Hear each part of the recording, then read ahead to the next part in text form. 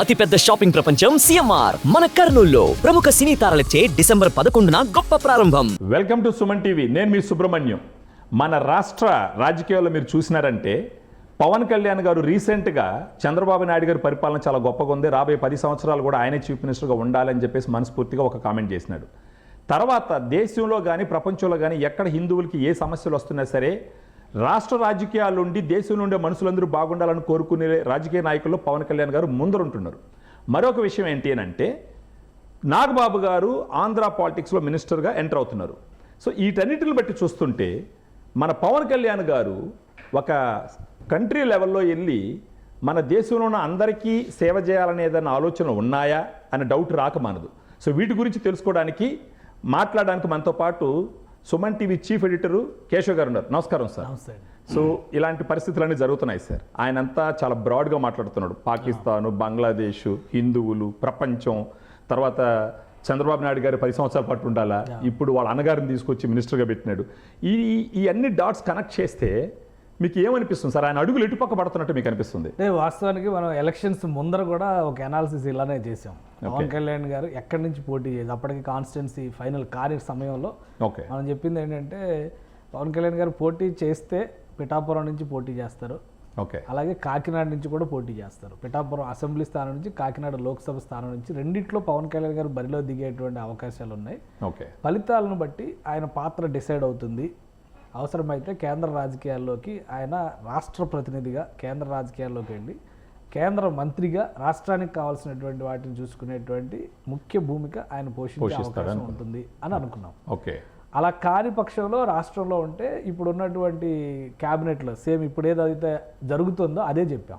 ఉప ముఖ్యమంత్రిగా అవడానికి అవకాశాలు ఎక్కువగా ఉన్నాయి. కొంతమంది ఒప్పుకోలేదు, చాలా మంది రకరకాల కామెంట్లు కూడా చేశారు. అది మన వీడియోలకి కామెంట్లు కూడా చాలా విచిత్రమైన కామెంట్లు చేశారు. సో అదంతా వాళ్ళ విజ్ఞత కాబట్టి మనం దాని గురించి మాట్లాడాల్సిన అవసరం. ఇప్పుడు కూడా ఏం జరుగుతుందంటే ఒక 10 రోజుల క్రితం పవన్ కళ్యాణ్ గారు అనూహ్యంగా ఢిల్లీ వెళ్ళారు. ప్రధానమంత్రితో భేటీ అయ్యారు. ప్రత్యేకమైనటువంటి భేటీ, ఏకాంత భేటీ. అలానే కీలకమైనటువంటి మంత్రులందరూ ఇంక్లూడింగ్ అమిత్ షా గారితో పాటు అందరితో 7 మంత్రులతో కలిశారు. రాష్ట్రానికి కావాల్సినటువంటి అంశాలు, రాష్ట్ర సమస్యలు పదే ప్రస్తావించారు. మహారాష్ట్ర ఎన్నికల తర్వాత పవన్ కళ్యాణ్ దేశం చూసేటువంటి కోణంగా మారిపోయింది అనేటువంటి విషయం అందరూ అర్థం చేసుకున్నారు. రేపు జరగబోయేటువంటి అతి త్వరలో ఇంకొక 4 నెలల్లో జరగబోయేటువంటి ఢిల్లీ ఎలక్షన్స్, బీహార్ ఎలక్షన్స్లో కూడా పవన్ కళ్యాణ్ ఎన్డీఏ పక్షాన స్టార్ క్యాంపెయినర్ అయ్యేటువంటి అవకాశాలు పుష్కలంగా ఉన్నాయి. 2026లో తమిళనాడులో జరగబోయేటువంటి ఎన్నికలకి సంబంధించి కూడా ఒక ప్రణాళిక ముందుగానే రెడీ అయింది. ఇవన్నిటికీ కౌంటర్గా మనకి కింద కామెంట్ ఏమొస్తుంది అంటే 2027లోనే జమిలి ఎన్నికలు వచ్చేస్తున్నాయి అహో అని చెప్పని జనాలు మాట్లాడతారు. అయితే చిన్న లాజిక్ ఏంటంటే జమిలి ఎన్నికలకు సంబంధించినటువంటి నివేదికని పార్లమెంటు పరిధిలో పెట్టబోతుంది కేంద్ర ప్రభుత్వం. అది పెట్టిన తర్వాత జరగబోయేటువంటి ప్రక్రియ ఏంటంటే జాయింట్ పార్లమెంటరీ కమిటీని కూడా అపాయింట్మెంట్ చేయాలనేటువంటి డిమాండ్ చాలా బలంగా ఉంది. రామ్నాథ్ కోవింద్ గారి కమిటీ వేసిన రోజునే విపక్షాలు చేసినటువంటి బలమైన డిమాండ్ ఏంటంటే ఇది జాయింట్ పార్లమెంటరీ సెషన్లో డిసైడ్ చేయాల్సినటువంటి అంశం, ఏకపక్షంగా నిర్ణయం చేయకూడదు అనేటువంటి మాటని విపక్షాలు పదే చెప్తున్నాయి. ఈరోజు పార్లమెంట్లో ఉన్నటువంటి బలాల పరంగా చూస్తే విపక్ష కూటమికి అధికార పక్ష కూటమికి 20-30 సీట్లే తేడా. ఆ 20-30 సీట్లు మోస్తుంది కాస్తుంది కూడా ఆంధ్రప్రదేశ్, బీహార్. కాబట్టి ఈ 2 రాష్ట్రాలే.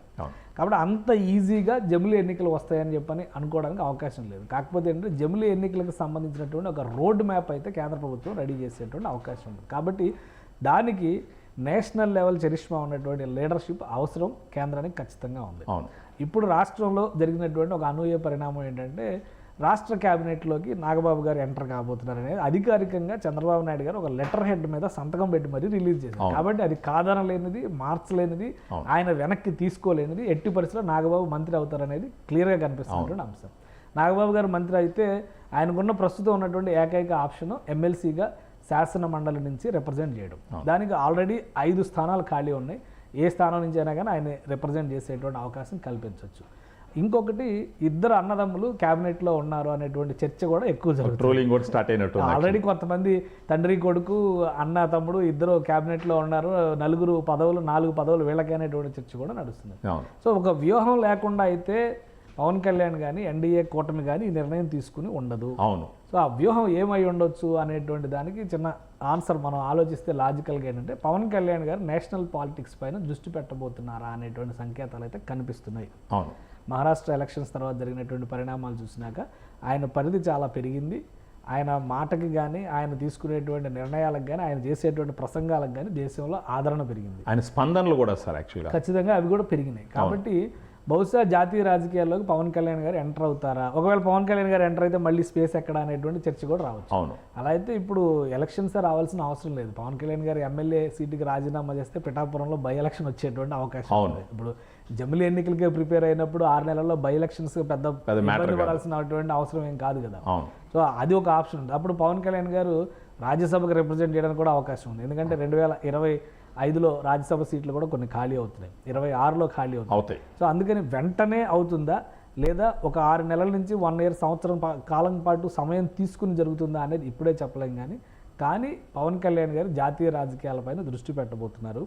ఆయన మాట్లాడుతున్నటువంటి అంశాలు, జాతీయ స్థాయిలో ఉన్నటువంటి అంశాలు, మీరు చెప్పినట్టుగా మీరు కూడా చాలాసార్లు అనాలిసిస్ చేశారు కదా. బంగ్లాదేశ్లో జరుగుతున్న చిన్మయ్ కృష్ణదాస్ అరెస్ట్ గురించి ఆయన చేస్తున్నటువంటి ట్వీట్లు కానీ, ఆయన ప్రస్తావిస్తున్నటువంటి అంశాలు కానీ, దానికి తగ్గట్టుగా కేంద్ర ప్రభుత్వం రాయబార బృందాన్ని ఢాకా పంపించినటువంటి విధానం కానీ, నిన్నగాక మొన్న బెంగాల్లో ఒక స్టేట్మెంట్ బాగా వైరల్ అయింది.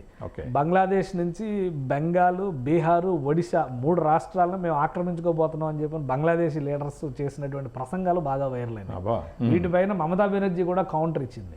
సో మీరు ఆక్రమణలకు వస్తే మేము లాలీపాప్ చీకుతా కూర్చుంటాం అనుకుంటున్నారా అని ఒక వార్నింగ్ ఇచ్చింది ఆమెదైన స్టైల్లో. కాబట్టి ఒక స్ట్రాంగ్ పొలిటికల్ ఫ్రంట్ అనేది బెంగాల్ బేస్లో జరుగుతున్నటువంటి పరిస్థితి కనిపిస్తుంది. జాతీయ రాజకీయాల్లో బీజేపీ కూడా తమదైన శైలిలో ఒక బలమైనటువంటి నాయకుని ప్రొజెక్ట్ ఆల్రెడీ ప్రధానమంత్రి చెప్పారు కదా, ఈ పవన్ నహి ఆంధీ అని. ఆ తుఫాన్ని ఎక్కడికి తీసుకెళ్తారు అనేది మనం వేచి చూడాల్సినటువంటి అంశంగా కనిపిస్తుంది. కానీ పవన్ కళ్యాణ్ గారికి మాత్రం జాతీయ రాజకీయాల్లో తనదైనటువంటి ఒక స్పేస్ రెడీగా ఉంది అనేటువంటి సంకేతాలు అయితే స్పష్టంగా కనిపిస్తున్నాయి. ఆయనకు ఆల్రెడీ వచ్చింది సార్. ఇప్పుడు ఒకవేళ ఇప్పుడు ఆయన సెంట్రల్ గవర్నమెంట్లోకి పోయినాడు అనుకుందాం సార్, మన రాష్ట్రానికి వచ్చే నష్టం ఏంది లేదా రాష్ట్రానికి జరిగే మంచి ఏంది? యాక్చువల్గా పవన్ కళ్యాణ్ గారు అప్పుడే ఈ నిర్ణయం తీసుకుని ఉంటే కొంపలు అంటుకుపోయే ఏం కాదు. ఇప్పుడు రాష్ట్రంలో ఏదో ఉండాలి, డిప్యూటీ సీఎం అయితే ఎందుకు తగ్గి ఉండాలి, ఇవన్నీ ఏంటంటే అనవసరమైన ఈగోయిస్టిక్ కామెంట్స్. అదే సార్, రాజకీయం తెలిసిన వాడు పవన్ కళ్యాణ్ లాగే ప్రవర్తిస్తాడు. ఎక్కడ నెగ్గాలో ఎక్కడ తగ్గాలో తెలుసుకుని అడుగు ముందు. ఆయన ఎంతమంది ప్రెషర్ చేసినా ఒకటే మాట చెప్పారు, మీరు చెప్పిన వ్యూహంలో 2019లో నడిచాను, 5 ఏళ్ళు ఇక్కడ కూర్చున్నాం, ఇప్పుడు నా వ్యూహంలో నడవండి అన్నారు. ఇప్పుడు ఎక్కడ కూర్చున్నారు? సో అదే ఒక ఇండికేషన్ ఆయన వ్యూహం ఫలించింది అంటాను. చాలా మంది కులం పేరుతో, ప్రాంతం పేరుతో, రకరకాల వాదనల పేరుతో చాలా కామెంట్లు చేశారు, బహిరంగంగానే చాలా విమర్శలు చేశారు. ముద్రగడ పద్మనాభం గారు లాంటి వాళ్ళు అయితే పవన్ కళ్యాణ్ గారిని చాలా దుర్మార్గంగా మాట్లాడారు. సో ఇప్పుడు ఫైనల్గా ఏమైంది? కాబట్టి ఆయనకు ఒక స్ట్రాటజీ ఉంది, ఆయనకు ఒక ఆలోచన విధానం ఉంది. ఆయన పందాతో, ఆయన ఆలోచన విధానంతో ఆయన ముందుకెళ్ళేటువంటి ప్రయత్నం చేశారు. దానివల్ల ఫలితాలు వచ్చినాయి. కొంత ఆలస్యం జరిగి ఉండొచ్చు కానీ ఆయన ఓడిపోలేదు కదా. సో ఇదే రిజల్ట్ రేపు జాతీయ స్థాయి రాజకీయాల్లోకి వెళ్ళేటువంటి క్రమంలో కూడా ఆయన ఒక ఇమేజ్తో వెళ్తారు. ఒక ఇమేజ్తో వెళ్ళేటువంటి పరిస్థితుల్లో పక్కన పెట్టేటువంటి వాతావరణం ఏమి ఉండదు. పైగా ఒకవేళ జమిలీ ఎన్నికల లాంటి సిచ్యువేషన్ వచ్చి 2027లోనో 28లోనో దేశం అంతా ఎన్నికలు అయ్యేటప్పుడు పవన్ కళ్యాణ్ ఒక బలమైనటువంటి అస్త్రం అవుతారు బీజేపీ. సో ఇవన్నీ ఆలోచించే ఒక నిర్ణయం తీసుకునేటువంటి ప్రయత్నం జరుగుతుందా, దానికి కావాల్సినటువంటి గ్రౌండ్ ప్రిపరేషన్ జరుగుతుందా అనేటువంటి అభిప్రాయం వస్తుంది. ఇంకోటి ఏంటంటే రాష్ట్రంలో నడిచేది కూటమి ప్రభుత్వమే. పవన్ కళ్యాణ్ గారు ఉన్నా, పవన్ కళ్యాణ్ గారు కేంద్రంలో ఉన్నా నడిచేది కూటమి ప్రభుత్వమే. డబుల్ ఇంజిన్ సర్కార్ అన్నారు కదా, జాతీయ స్థాయిలో నడిచేది కూటమి ప్రభుత్వమే, ఇక్కడ నడిచేది కూటమి ప్రభుత్వం. కాబట్టి ఆ కాంబినేషన్ అలానే ముందుకు వెళ్తుంది. ముందు రాష్ట్రానికి ఏమేం కావాలి, రాష్ట్రానికి కావాల్సినటువంటి అంశాలపైన మనం పోరాడాలన్నారు. దానికి సంబంధించి వాళ్ళ వంతు ప్రయత్నం వాళ్ళు చేస్తున్నారు. చంద్రబాబు నాయుడు గారి విజనరీ లీడర్షిప్ గురించి ఈయన మాట్లాడుతున్నారు. ఈయన తీసుకుంటున్నటువంటి నిర్ణయాలపైన ఒక సపోర్ట్ చేస్తున్నారు, ఖచ్చితంగా ఆయన సపోర్ట్ చేస్తున్నారు. ఈయన చేసినటువంటి ఎన్ని ప్రతిపాదనలు ఆయన ఆమోదించారు. సో వాళ్ళిద్దరి మధ్య ఒక అండర్స్టాండింగ్తోనే ముందుకు వెళ్తున్నారు. దాన్ని ఏ విధంగా కొలాప్స్ చేయాలా అనేటువంటి ఆలోచనతో విజయసాయి రెడ్డి గారు మనం చేసిన ట్వీట్లు చూస్తే ఎవరికైనా అదే అనిపిస్తుంది. పవన్ కళ్యాణ్ గారిని ఏదో తోలనాడు, అది అసలు ఆయన వాడేటువంటి భాష అంత అసహ్యమైనటువంటి భాషని ఎలా యాక్సెప్ట్ చేస్తున్నారు. మామూలుగా ఎవరో గల్లీ వాళ్ళు చేసేటువంటి కామెంట్ల మీద కేసులు పెట్టి అరెస్టులను తిరుగుతున్నారు. రాజ్యసభలో రిప్రజెంటేటివ్ అయ్యి ఉండి ఆయన వాడుతున్నటువంటి భాష పైన ఆ పార్టీ స్పందించదు, అధినేత స్పందించడు, ఆయన అలానే యథావిధిగా రెచ్చిపోతూ ఉంటారు, ఆయన దారిలో మరి కొంతమంది తయారవుతారు. అవును అవును కాబట్టి రాజకీయాలని పవన్ కళ్యాణ్ పూర్తిగా అవపోసన చేసుకున్నారు సార్.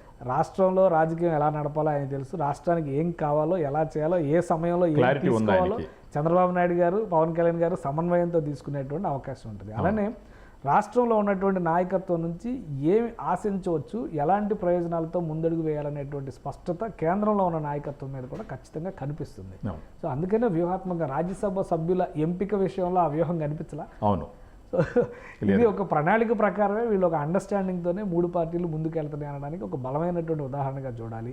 అవకాశం కలిసి వస్తే పవన్ కళ్యాణ్ జాతీయ రాజకీయాల్లోకి వెళ్ళడం అనేది ఏమాత్రం శంకించాల్సినటువంటి అవసరం లేదు.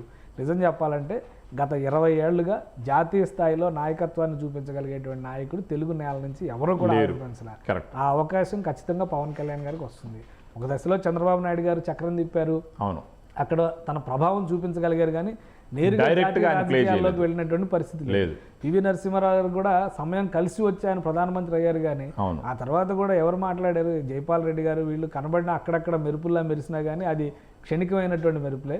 లాంగ్ టర్మ్ లీడర్షిప్ అనేది, లాంగ్ టర్మ్ గెయిన్ అనేది ముఖ్యంగా తెలుగు రాష్ట్రాలకి చాలా అవసరమైనటువంటి నాయకత్వం అవుతుంది. పవన్ కళ్యాణ్ జాతీయ స్థాయిలో కనుక వెళితే ఆ ప్రయోజనం 2 రాష్ట్రాలకు కూడా లభించేటువంటి అవకాశం చాలా ఖచ్చితంగా కనిపిస్తుంది. సో అందరికీ మంచి జరుగుతుంది అంటారు. ఖచ్చితంగా ఉంటుంది కదా, పార్టీల పరంగా కాకుండా ప్రజల పరంగా తెలుగు ప్రజలకి.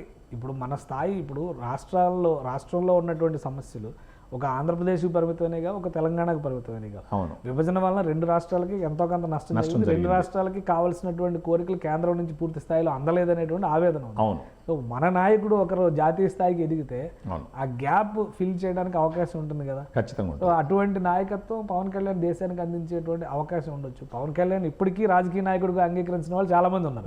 కానీ వాళ్ళ గురించి మనం ఏం చేస్తాం? అసూయతో చెప్పే 2 నిమిషాలు మౌనం పాటిస్తాం. అసూయతో చెప్పే మాటలు అవన్నీ యాక్చువల్గా. Thank you sir, thank you. So Pawan Kalyan లాంటి ఒక గొప్ప నాయకుడు, నిస్వార్థ నాయకుడు మన రాష్ట్రానికే కాదు, తెలుగు ప్రజలకే కాదు, ఒక సెంట్రల్ లెవెల్లో వెళ్ళి మన ఇండియన్స్కి అందరికీ సేవ చేస్తే చాలా బాగుంటుంది. ఈయన అక్కడికి వెళ్ళి స్ట్రాంగ్ అవ్వడం ద్వారా ఒక ఆంధ్రప్రదేశ్కే కాదు, తెలంగాణకు కూడా, ప్రత్యేకించి తెలుగు వాళ్ళకి అందరికీ ఎన్నో సంవత్సరాలుగా జరగనటువంటి మంచి జరుగుతుంది అని చెప్పేసి ఘంటాపదంగా కేశవ్ గారు చెప్తున్నారు. Thank you for watching.